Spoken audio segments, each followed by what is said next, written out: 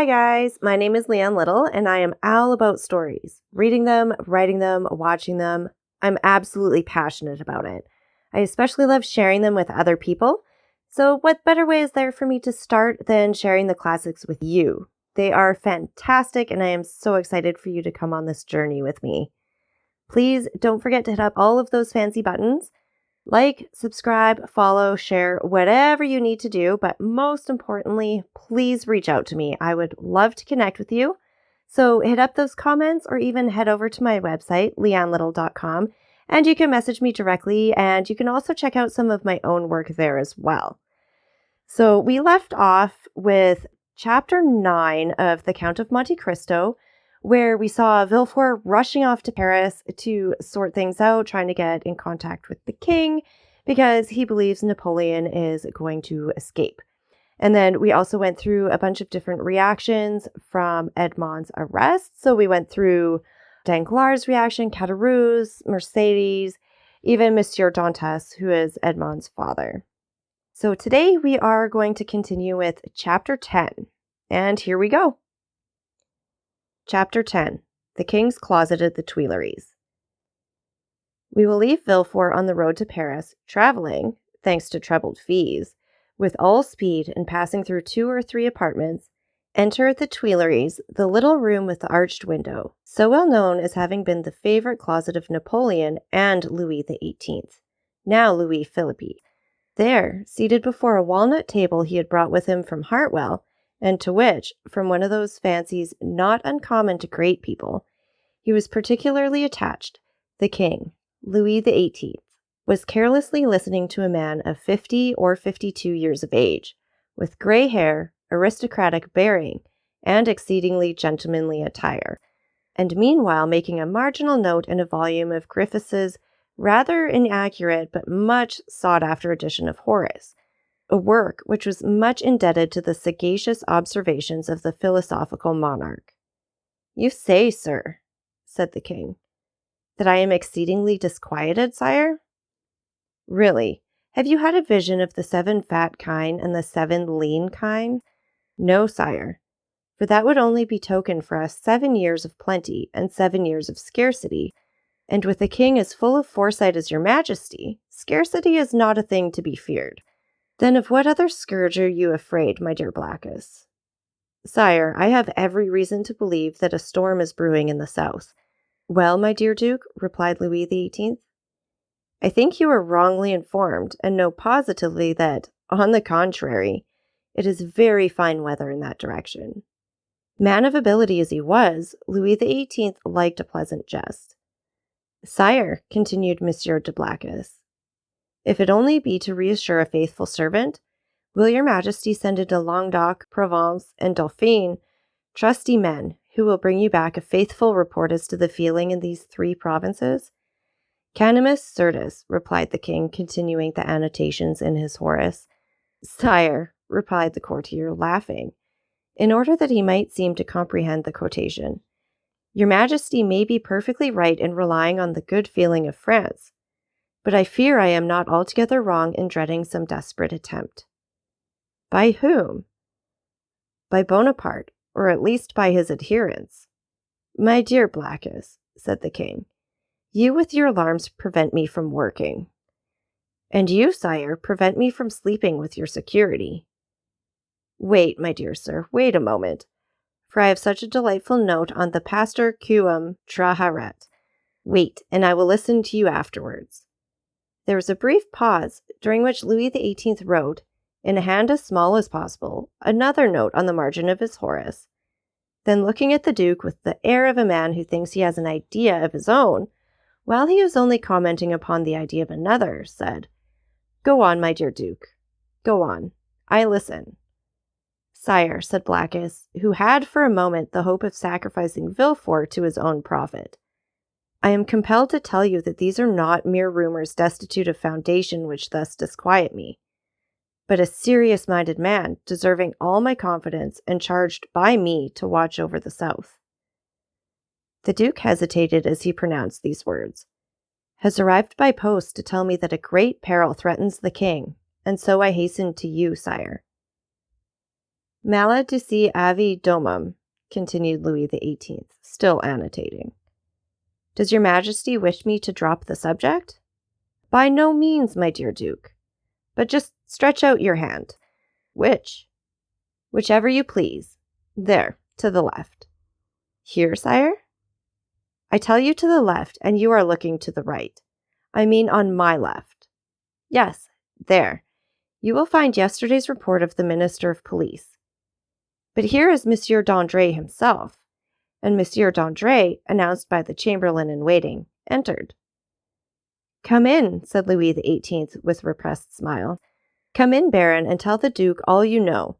The latest news of Monsieur de Bonaparte. Do not conceal anything, however serious. Let us see. The island of Elba is a volcano, and we may expect to have issuing thence flaming and bristling war. Bella horrida bella. Monsieur d'André leaned very respectfully on the back of a chair with his two hands and said, Has your Majesty perused yesterday's report? Yes, but tell the Duke himself, who cannot find anything, what the report contains. Give him the particulars of what the usurper is doing in his islet.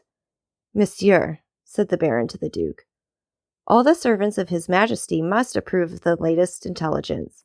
All the servants of His Majesty must approve of the latest intelligence which we have from the island of Elba.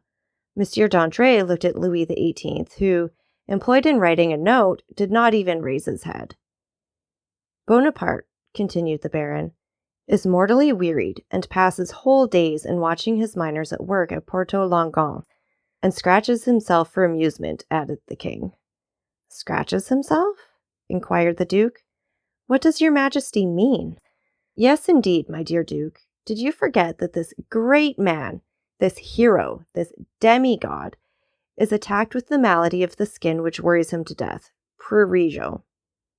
And moreover, my dear Duke, continued the Minister of Police, we are almost assured that in a very short time the usurper will be insane. Insane? Raving mad, his head becomes weaker. Sometimes he weeps bitterly, sometimes laughs boisterously. At other time he passes hours on the seashore, flinging stones in the water, and when the flint makes duck and drake 5 or 6 times, he appears as delighted as if he had gained another Marengo or Austerlitz. Now, you must agree that these are undubitable symptoms of insanity. Or of wisdom, my dear Baron, or of wisdom, said Louis XVIII, laughing. The greatest captains of antiquity amused themselves by casting pebbles into the ocean. See Plutarch's Life of Scipio Africanus. Monsieur de Blacas pondered deeply between the confident monarch and the truthful minister. Villefort, who did not choose to reveal the whole secret, lest another should reap all the benefit of the disclosure, had yet communicated enough to cause him the greatest uneasiness. Well, d'André, said Louis XVIII, Blacas is not yet convinced. Let us proceed, therefore, to the usurper's conversion. The Minister of Police bowed. The usurper's conversion, murmured the Duke, looking at the king and d'André, who spoke alternately, like Virgil's shepherds. The usurper converted. Decidedly, my dear Duke. In what way converted? To good principles. Tell him all about it, Baron. Why, this is the way of it, said the minister with the gravest air in the world. Napoleon lately had a review, and as 2 or 3 of his old veterans expressed a desire to return to France, he gave them their dismissal and exhorted them to serve the good king. These were his own words, of that I am certain. Well, Blacas, what do you think of this? Inquired the king triumphantly, and pausing for a moment from the voluminous scholiast before him. I say, sire, that the Minister of Police is greatly deceived, or I am, and as it is impossible it can be the Minister of Police, as he has the guardianship of the safety and honor of your Majesty, it is probable that I am in error.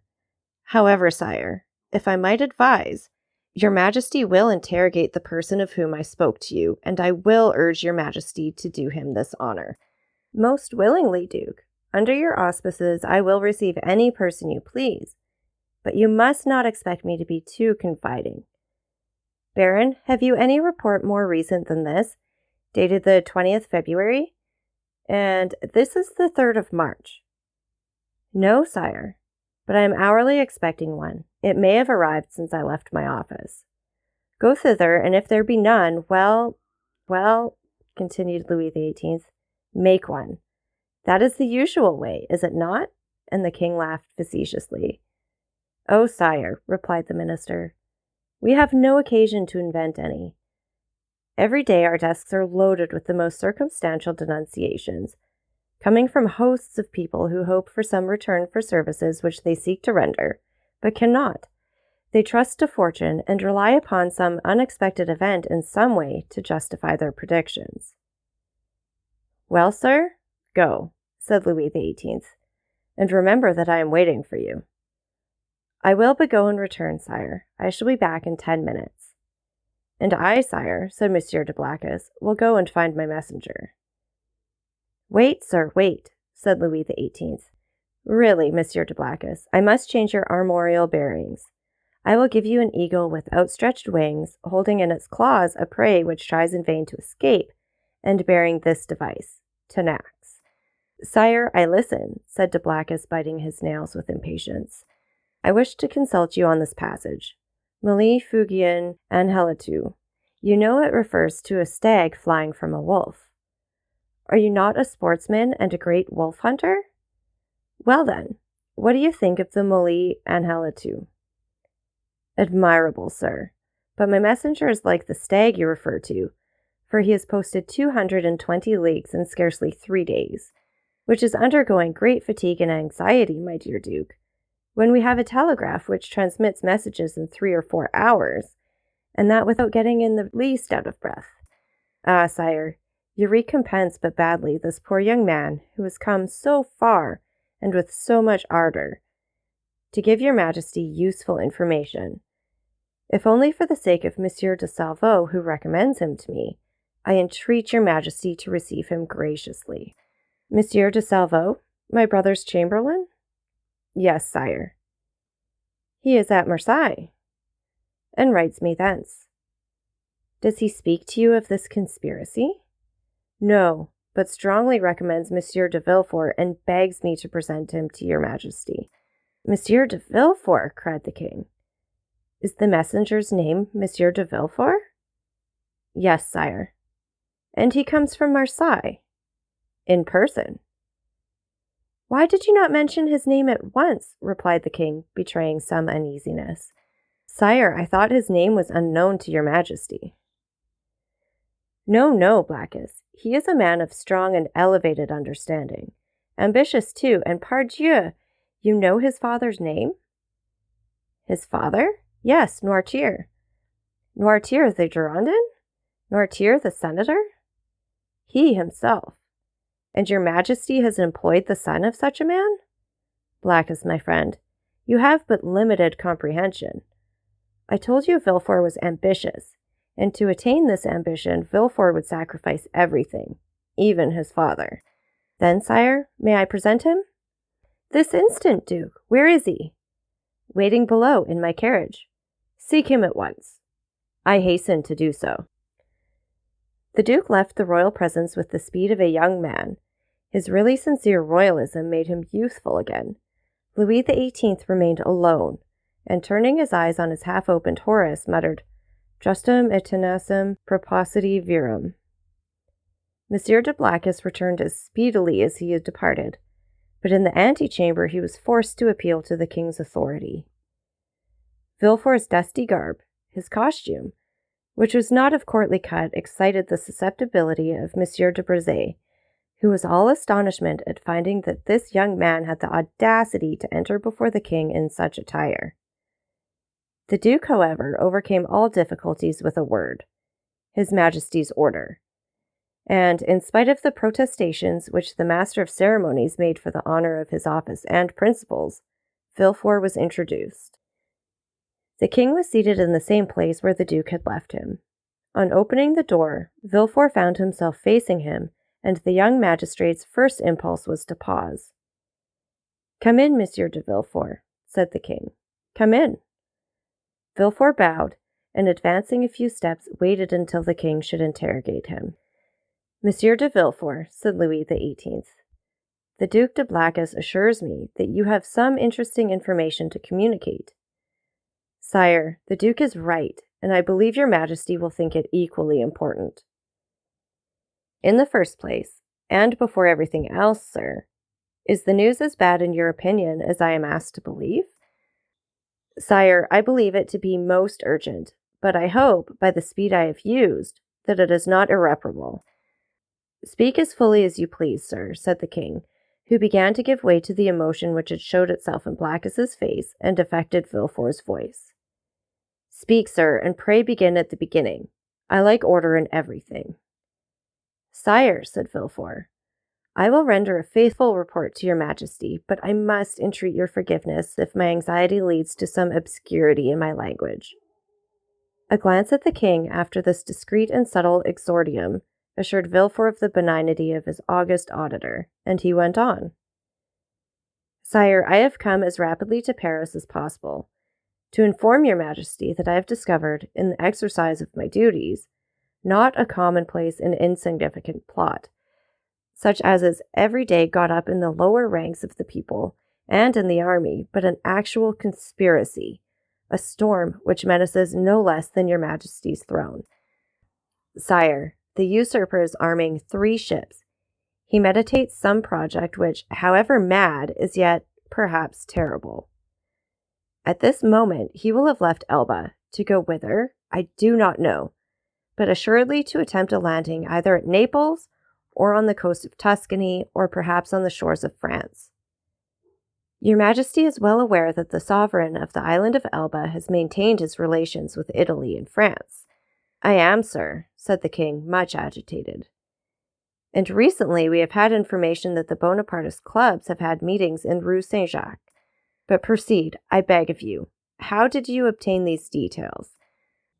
Sire, they are the results of an examination which I have made of a man of Marseille, whom I have watched for some time and arrested on the day of my departure.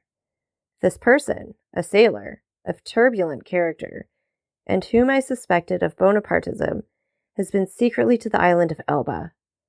There he saw the Grand Marshal, who charged him with an oral message to a Bonapartist in Paris, whose name I could not extract from him. But this mission was to prepare men's minds for a return. It is the man who says this, sire. A return which will soon occur. And where is this man? In prison, sire. And the matter seems serious to you?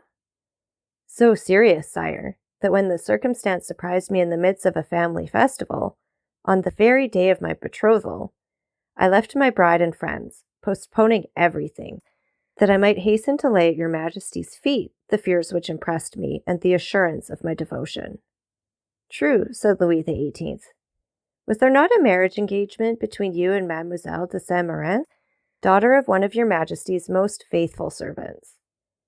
Yes, but let us talk of this plot, Monsieur de Villefort. Sire, I fear it is more than a plot. I fear it is a conspiracy. A conspiracy in these times, said Louis XVIII, smiling, is a thing very easy to meditate, but more difficult to conduct to an end, inasmuch as, re-established so recently on the throne of our ancestors, we have our eyes open at once upon the past, the present, and the future. For the last 10 months, my ministers have redoubled their vigilance in order to watch the shore of the Mediterranean. If Bonaparte landed at Naples, the whole coalition will be on foot before he could even reach Piombino. If he land in Tuscany, he will be in an unfriendly territory. If he land in France, it must be with a handful of men, and the result of that is easily foretold, execrated as he is by the population. Take courage, sir, but at the same time, rely on our royal gratitude.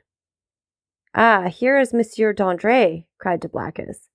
At this instant, the Minister of Police appeared at the door, pale, trembling, and as if ready to faint. Villefort was about to retire, but Monsieur de Blacas, taking his hand, restrained him. And that's it for Chapter 10. So just a quick reminder, take a minute to like, subscribe, and share with everyone that you can think of. Please don't forget that I love hearing from all of you, so leave as many comments as you like, any ideas. I would love to hear it all. You can also visit my website to message me directly, and that is leannelittle.com. That's LIANELITTLE.com. Remember, guys, it's all about the story. Have a wonderful day.